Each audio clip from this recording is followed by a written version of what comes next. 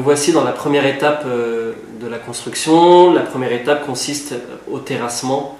Alors le terrassement, c'est une étape importante parce que suivant votre terrain, vous allez avoir donc des contraintes. Les contraintes vont être, si vous avez un terrain par exemple en pente, que ce soit vers l'avant ou vers l'arrière ou le côté, ou alors vous allez avoir des souches, des arbres qui ont poussé en plein milieu de votre terrain. À l'emplacement même de votre construction, le constructeur, si vous devez passer par un constructeur, vous dira qu'il faut terrasser. Ensuite, moi pour mon cas, il n'y avait aucun arbre et aucun problème lié à un problème de construction, qui serait lié à un problème de construction. Et donc, par contre, je suis quand même passé par un terrassement. Le terrassement, en fait, là, sur cette vidéo, vous allez pouvoir le voir, ça va m'aider à dégager un peu l'ensemble du terrain afin de permettre au géomètre de pouvoir mettre ces 4 points, même ces 6 points qui vont être utilisés pour la construction et pour le maçon. Mais ça va me permettre également de pouvoir travailler avec le maçon aisément. C'est-à-dire que vous allez voir, si votre construction fait 9 mètres par exemple par 15 mètres, il va falloir terrasser un peu plus important. Un peu plus large, vous allez le voir dans la vidéo. Ensuite, pourquoi on terrasse? Il y a 2 solutions réelles. La première, c'est vous allez faire un vide sanitaire. Donc si vous faites un vide sanitaire, vous terrassez, ensuite il y aura les fondations, vous allez lever les parpaings et vous avez un sol qui est complètement droit. Ensuite, vous n'avez pas de vide sanitaire, mais vous allez faire comme moi, vous allez simplement donc rendre le terrain droit, faire les fondations et monter les sous-bassements. Dans les sous-bassements, il y aura donc vos gaines, il y aura vos PVC, les gaines électriques, etc., votre arrivée d'eau et tout. Donc là, c'est pour ça que j'ai fait cette vidéo. Donc je vous laisse la découvrir et j'espère qu'elle vous sera utile. À bientôt. Pour le terrassement, une grue est indispensable. Voici le terrain donc, qui va supporter donc, 2 habitations de plein pied de 169 mètres carrés au sol. Chacune des habitations aura environ 550 mètres carrés de terrain. Il vous faudra vous munir du plan cadastral de votre terrain que vous avez également eu par votre architecte afin de déterminer la limite de propriété, là où donc le début du nouveau terrain sera placé. Dans un autre temps, il vous faudra donc débarrasser la totalité du terrain et enlever tout ce qui vous gênerait au niveau de la construction. Je vous conseille donc de rajouter environ 1 mètre, 1 mètre 50 de chaque côté, donc sur la largeur et sur la longueur de votre maison, afin de pouvoir travailler proprement et permettre au grutier de suivre les ficelles.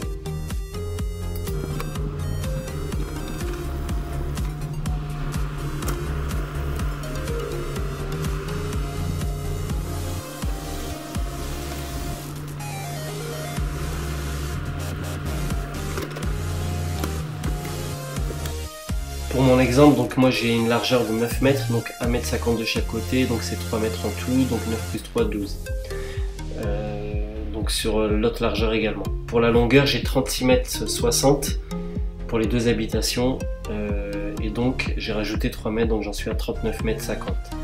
Donc ça va permettre au grutier de pouvoir suivre ses alignements, et également de pouvoir prendre ensuite à chaque avancée donc, du terrassement donc des points de niveau.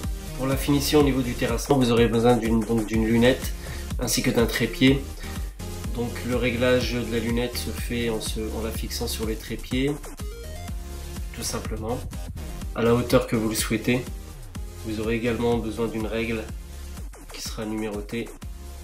Donc venez visser votre lunette sur le trépied.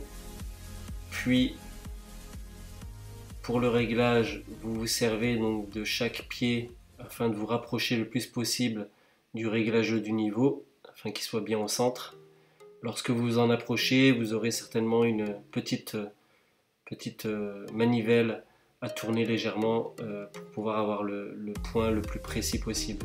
Ensuite, il vous suffit de prendre un point au loin afin que vous puissiez régler donc, à votre vue et la netteté du point à l'intérieur de la lunette.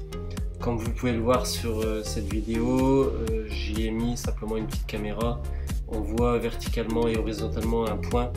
Donc c'est vraiment pour régler ce point là, donc pour regarder juste avant pour que ce soit le plus simple possible pour vous. Donc il faut vous munir donc d'une règle. Ensuite là donc la personne qui est avec la lunette donc regarde à l'intérieur, on se met au point qui est le plus proche du point 0. Donc il vous faudra rechercher des points sur différents endroits du terrain afin que vous puissiez voir où il faudra enlever la terre si besoin pour cela utiliser la règle.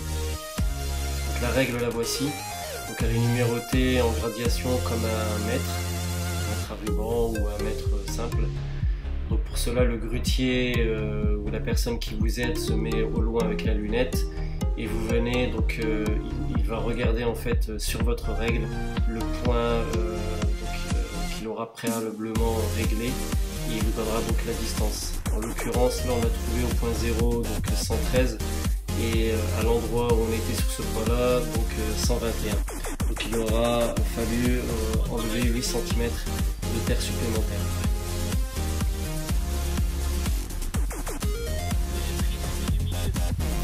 Il faudra simplement renouveler l'opération à plusieurs endroits et voir les endroits où vous devez enlever ou pas de la terre. L'étape suivante donc consistera à faire passer le géomètre qui va simplement placer les points donc des murs extérieurs au niveau des maisons, tout simplement donc par rapport à la demande qui avait été faite au permis de construire.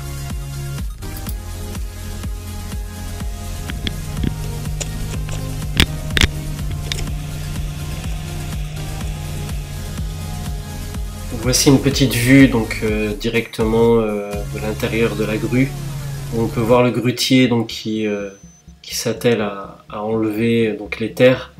Comme on peut le voir au point 0 dans le fond, donc il n'y a quasiment rien qui a été enlevé, mais plus on monte dans le terrain, on arrive à environ 90 cm à enlever. Donc le grutier lui va toujours se servir des fameuses ficelles qu'on a tirées auparavant.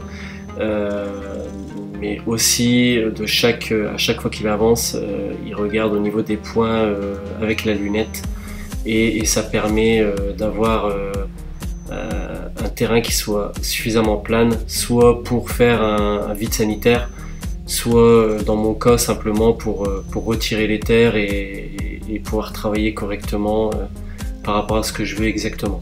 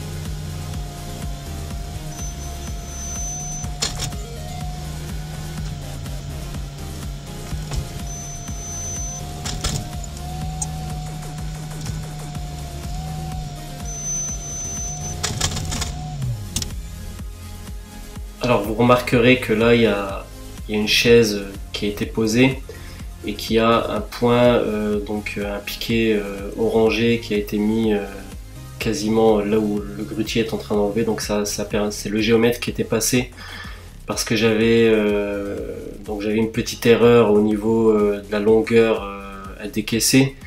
Donc le géomètre, comme il a pu passer, donc il a vérifié ça, donc il nous a dit simplement qu'il y avait cette distance-là à respecter.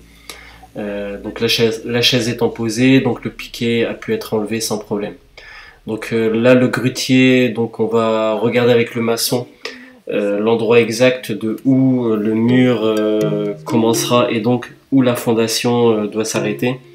Donc là il va utiliser un fil à plomb afin d'être certain que les fondations ne soient pas donc, gênantes d'être placées à cet endroit-là. Comme vous pouvez le voir, donc la ficelle jaune nous sert exactement pour savoir où le mur va finir. Donc là, le maçon s'attelle aussi à pouvoir vérifier tout ça. Et ça, c'est un travail d'équipe. Tant la personne qui a les plans, tant le maçon qui lui doit s'assurer que tout est ok, et le grutier qui enlève dès lors qu'on lui demande d'enlever légèrement ou pas des terres.